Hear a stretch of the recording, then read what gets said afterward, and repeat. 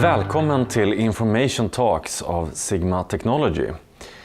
Vi på Sigma Technology Information har gjort en serie med videos och artiklar som vi vill dela med er. Där vi tar upp intressanta ämnen och pratar med experter inom olika ämnen. Programmen publicerar vi på alla våra digitala kanaler. Ni kan hitta oss på YouTube och LinkedIn. I dagens program kommer vi att diskutera gamification, eller spelifiering som det kan heta på svenska. Och det här är något som existerat under många år men börjat bli mer allmänt känt de senaste åren. Och vi ska kika på lite olika strategier som man kan använda för att lyckas med gamification och förstå generellt vad det är för någonting. Jag skulle vilja presentera vår expert idag, Kristoffer Wiker, som har arbetat som projektledare, Game Advisor i spelklustret Arctic Game, Game Designer i flertal spelprojekt, utbildningsansvarig på Forsbergs spelutbildningar, Art Director på IKEA med mera. Och för tillfället arbetar Kristoffer som kreativ producent på företaget Creative Crowd. Ja. Välkommen. Tack, tack. Själv heter jag Jonas Falkenström och jag arbetar som Scrum coach och utvecklare inom fordonsindustrin. Och jag hjälper team att lyckas med agile och transformering genom coachning och utbildning. Jag har även 15 års erfarenhet inom spelbranschen med bland annat Candy Crush Saga som jag var med och ta fram på King för många år sedan. Men då tycker jag vi börjar. Kristoffer, vad innebär gamification? Jo då, gamification är väl det man skulle, enligt mig då i alla fall, det handlar om att hitta en process och göra den intressant och rolig, eller alltså engagerande. Engagerande process. Okej, men jag ställer några frågor för du svara på om det här är gamification. Vi på Sigma har precis haft en stegtävling internt där vi försöker uppmana våra kollegor att gå ut och gå. Är det gamification? Absolut. Det är en del av, det är en del av gamification. Så det är ju, ni har försökt ändra ett beteende och det är gamification. Okej. Och för mitt team som jag jobbar på idag, vi brukar spela tv-spel efter jobbet flera gånger i veckan. Och det är jättekul. Är det gamification?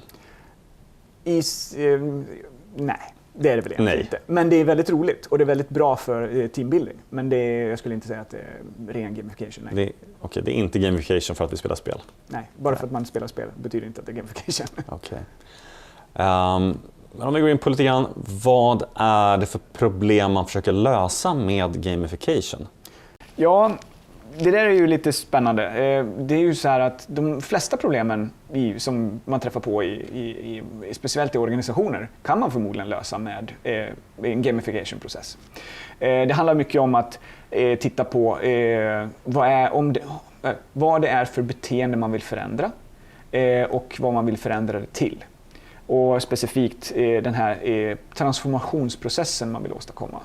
Om man vill göra en förflyttning inom företaget på olika sätt. Okay.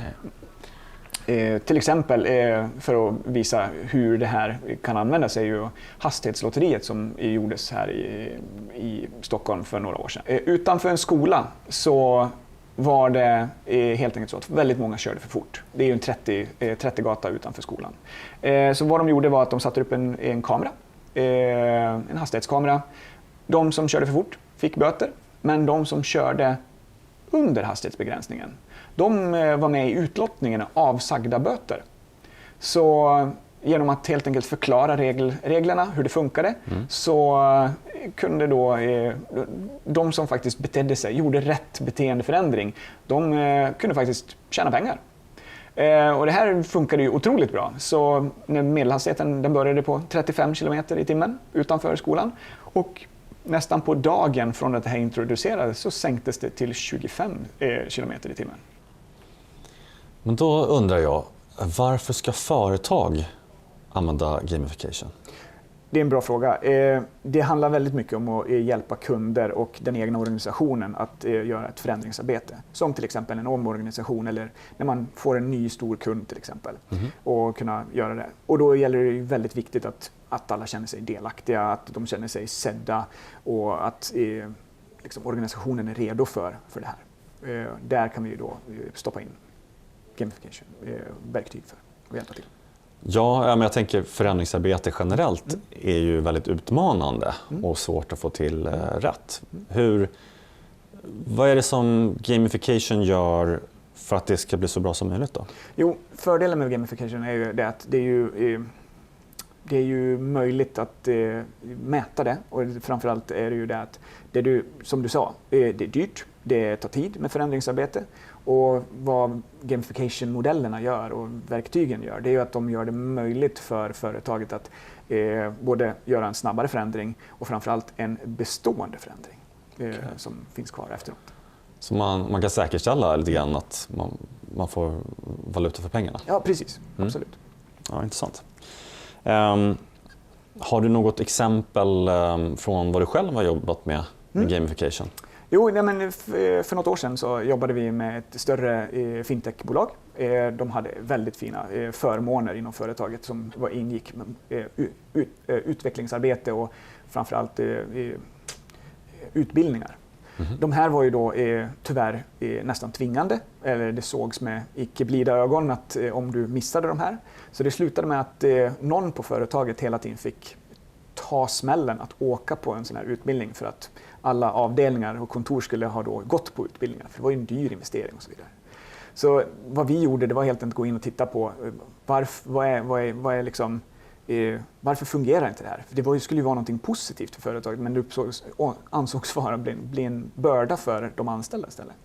Så vi gick in, analyserade världen och tittade över det här och gjorde ett förändringsarbete helt enkelt, där vi förändrade både hur den här processen såg ut, hur det gick till, vilka utbildningar, när och så vidare man gjorde de här, vilka som skulle åka, och framförallt tittade på kulturen hos företagen, att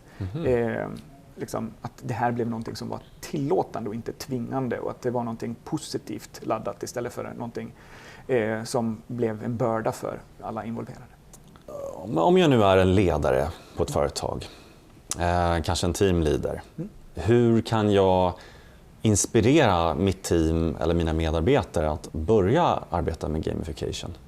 Ja, alltså det viktiga med gamification är att komma ihåg att alla är ju inte stöpta i samma form. Alla behöver olika typer av incitament för att få den här beteendeförändringen som man är på jakt efter. Vi kan ta exempel med en säljorganisation eller bara säljare inom en organisation. De är ju oftast beroende av olika typer av monetära incitament, till exempel bonusar eller resor eller mer ledighet eller vad man nu kan vara. Men oftast är det ju inte samma människor som behöver samma incitamentsmodell, så att det är ju viktigt igen att se alla involverade och titta på vilka typer av verktyg man kan behöva för att uppnå denna sagda förändring, och att komma ihåg att alla är olika. Om vi tänker helt fritt här, och du fick välja ett företag att jobba med eller en bransch där du vill applicera gamification, vad skulle du välja då? Och vad skulle du vilja göra? Ja, det där är ju spännande. Vi kom ju precis ut ur en global pandemi där tyvärr alla tvingades stanna hemma mycket. Och, vilket resulterade såklart i att det blev ju en helt annan förändring på hur man köpbeteendet hos hela befolkningen på jorden. Mer och mer. Vilket resulterade i att vi har en bunt företag, logistikbolagen till exempel. De behövde ju ställa om från att kanske vara någon som levererade ett paket någon gång då och då till att leverera varje dag. Från hela världen. Otroliga mängder paket förflyttas och brev och så vidare förflyttas över hela världen. Och de har ju haft olika nivåer av kundnöjdhet sedan dess. Och där tror jag att det finns mycket hjälp man skulle kunna komma in med hjälp av gamification, titta på och lösa deras problem. Jag tänkte fråga dig om kompetensutveckling. Och kompetensutveckling på företag är ett ämne där det har pratats i alla fall tidigare om att man vill använda gamification. Har du några bra exempel kring det? Ja, där är ju det handlar ju väldigt mycket om till exempel vad är det för kompetens du vill utöka? Eller vad är det för kompetens du har? Vad är det för kompetens du vill lägga till eller förändra? Det är från vad till vad helt enkelt. Man måste titta på. Och då har vi ju till exempel den här fintech-lösningen där vi tittade på helheten. Det var ju det här att det fanns redan en kompetensförändring i företaget. Det var bara, ska vi säga, liksom mindre lyckat implementerat. Så det handlar ju väldigt mycket om liksom att titta på hur att förändringsarbetet som går in, att det handlar ju liksom om processförändringen, det handlar om beteendeförändringen som man vill åstadkomma och framförallt titta på kulturen på företaget och titta på om man kanske måste förändra företagskulturen också för att tillåta sagda förändring. För om inte de här liksom synkar i sig själv, då kan det bli jättesvårt att få till de här sakerna. Okay. Nu har vi pratat om utbildning. Skulle du säga att gamification är relevant även utanför just utbildning? Absolut. Alltså gamification går ju att använda vid alla typer av förändringsarbete. Det handlar om små processer till stora processer. Men framförallt så är det ju väldigt effektivt i liksom, där man måste titta på att göra någon typ av förändring i större grupper. Om det finns många olika gamification-tekniker och metoder och så, hur ska man välja rätt bland alla de här teknikerna? Det finns inga riktigt bra turnkey solutions. Alltså det finns inga färdiga paket att köpa egentligen. Du kan såklart köpa ett paket, men oftast så handlar det om att man måste titta på att arbeta med någon som kan gamification. Det underlättar. Att hitta rätt teknik, det finns mycket. Det finns mycket och det låter som att man ska anpassa sig, lite intervjuer. Ja. Jo, precis. Men vi kan ta det som exempel. Jag vet ju att du jobbar lite med gamification, Jonas. Så här, hur jobbar du med gamification, Jonas? Jag kan ta upp ett exempel från fordonsindustrin där jag jobbar idag. Där använder vi verktyg för att hålla koll på vår kod och se till att den följer regler och säkerhet och så vidare. Och då har vi ett automatiskt system som kollar kodkvaliteten och sätter en siffra på det. Och det gör, tycker jag, att vi tänker till en extra gång att det vi checkar in, den koden vi checkar in, att den blir bättre hela tiden. Att vi inte lägger till försämrar. Ja, men det är ju fantastiskt. Är det gamification? Ja, det är absolut gamification. Det låter ju som ett otroligt bra verktyg för er och som hjälper er i er process. Okej. Men jag tänkte på en annan sak också. Ja, okej. Och hemma har jag en son på 5 år snart som gärna tar fram sina leksaker och gärna inte städar undan dem. Men jag har börjat med en grej nu som jag tycker funkar helt okej. Och det är att jag ger honom incitament att städa tillsammans med pappa. Och då får han ett Pokémon-kort. Och då blir han ganska motiverad, kan jag säga. Det tror jag nog. Skulle du säga, är det gamification? Kan jag göra någonting bättre med det? Det här är absolut gamification. Och fördelen med det här är ju att det är en modell som fungerar väldigt starkt. Däremot så kan det bli väldigt dyrt för dig om du vill att han ska fortsätta göra det här och liksom fortsätta mata honom med Pokémon-kort. Men däremot så kan du ju utöka det här. Du kan ju förstärka det här beteendet med hjälp av till exempel andra verktyg som finns och andra incitamentsmodeller. Specifikt, här har du ju en väldigt liksom, Pokémon-kortet i sig är det bra, men du kan ju förstärka det med till exempel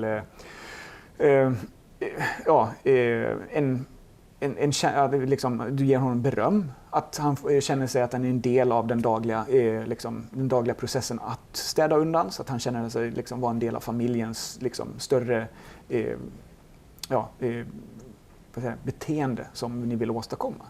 Och då sakta men säkert så skulle du kunna börja liksom, ta bort de här Pokémon-korten och då har du förstärkt det beteendet, så till slut så kommer han att känna sig delaktig och som liksom, han har gjort det förändringsarbetet. Han kommer att göra det här gladligen utan att du måste mata honom på. Det kommer att bli varaktigt helt enkelt. Det är varaktigheten som kommer därifrån. Ja, men jättebra tips. Det ska jag ta med mig hem.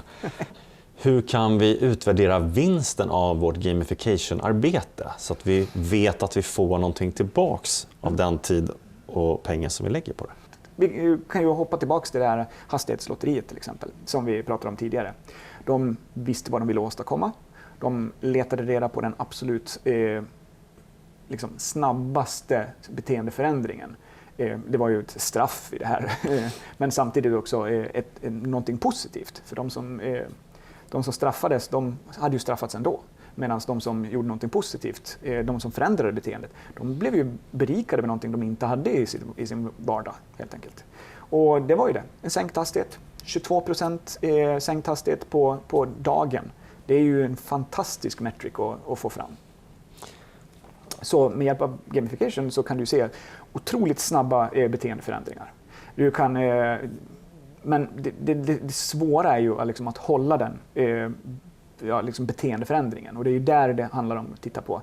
Liksom, inte bara gå på de snabba utan även titta på den långsiktiga förändringen. Liksom. Hur skulle du säga att gamification har utvecklats senast på 20 år? Jo, det har ju förändrats otroligt mycket. Det är, precis som du säger, det var ju, när det började med gamification, då var det ju mer så att man tittade på saker som man tog från spelindustrin och därav namnet och utvecklade det då för vardagsföretagen eller vad man ska säga. Det var ju mycket så här, poäng för saker. Man kunde hamna på en leaderboard. Man kunde kanske få någon badge här och där. Det finns ju fortfarande kvar. Och de här är ju också verktyg som fortfarande är användbara i rätt mängd och på rätt ställen såklart. Men framförallt så har vi ju lärt oss otroligt mycket mer av det här. Vi har ju utvärderat det här, vi har ju testat mer saker. Vi har ju fyllt på verktygslådan med mycket, mycket mer verktyg än bara de här sakerna som fanns då på den tiden. Och nu finns det ju en uppsjö av olika modeller som man kan applicera beroende lite på vad det är för typ av beteendeförändring eller processförändring eller kulturförändring man vill åstadkomma. Om vi tänker ännu större, vad kan gamification göra för vår planet? Ja, det är ju många har inte tänkt på det, men vi har ju redan jobbat väldigt mycket med det. Här i Sverige har vi jobbat med pantning väldigt länge. Och pantning är en typ av gamification. Incitamentsmodellen här är ju pengar. Du får ju pengar tillbaka för att gå tillbaka med dina aluminiumburkar. Och nu också även petburkarna. Eller petflaskorna för den delen. Och det roliga här är ju att vi har ju gjort det här så länge nu. Så i dagsläget så triggas vi ju inte ens av själva pengarincitamentet. Men vi pantar ju fortfarande. Så vi går ju till exempel samlar in allt de här bitarna. Men vi bryr oss inte så mycket om själva pengarna längre. För det viktiga för oss är att göra pantningsbeteendet. Så här har vi ju under en långsiktig tid liksom gjort ett beteendeförändring och nu gör vi det naturligt. Och fördelen här är ju det att Sverige är ju otroligt bra på det här med att återvinna ett specifikt aluminium. Vi är ju en av de bättre i världen på det. Jag tror att sista siffran jag läste det var ju att vi återvinner 99% av all vår aluminium som finns och går in här i Sverige. Och det är vi ju en av de bästa länderna i världen på. Men om vi ska avsluta på en mer filosofisk fråga. Vad tycker du att gamification säger om oss som människor? Men det viktiga här är väl, som jag brukar försöka ta med mig jämt, det är ju att vi får ju aldrig glömma bort att vi kommer från savannen en gång i tiden. Det är ju där vi är och det betyder ju att det finns mycket, mycket låghängande frukt för beteendeförändring. Så får man ju se på det hur man vill, men det är så här, det finns mycket att jobba med. Det finns mycket att jobba med? Okej. Ja, tack så mycket. Men då ska jag sammanfatta det vi pratat om idag. Så hörde jag att gamification handlar om beteendeförändring och transformation. Att gamification hjälper till med mätbara och varaktiga förändringar som ändå går snabbt att införa. Ja. Och vi har hört talas om några spännande exempel, till exempel hastighetslotteriet och att Sverige är väldigt duktiga på att panta. Det var väldigt intressant tycker jag. Och att det kan användas inom alla typer av branscher och organisationer. Absolut. Och till dig som vill börja med gamification, och tänk på att människor är olika. Alla är inte stöpta i samma form. Och tänk även på vad du vill åstadkomma. sätta upp mätbara mål, arbeta med intervjuer och skräddarsy en lösning tillsammans, gärna med någon som kan. Och det positiva är att det finns mycket tekniker som fungerar väldigt bra. Det finns mycket lågt hängande frukt och beteenden kan förändras över en dag med rätt incitament.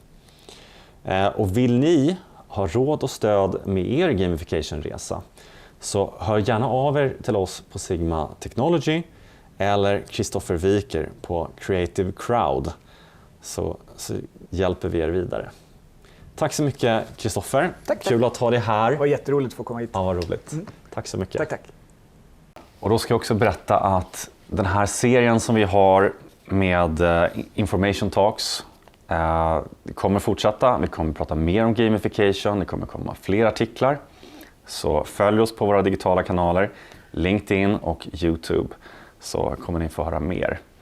Så hoppas jag att vi ses nästa gång. Hej då!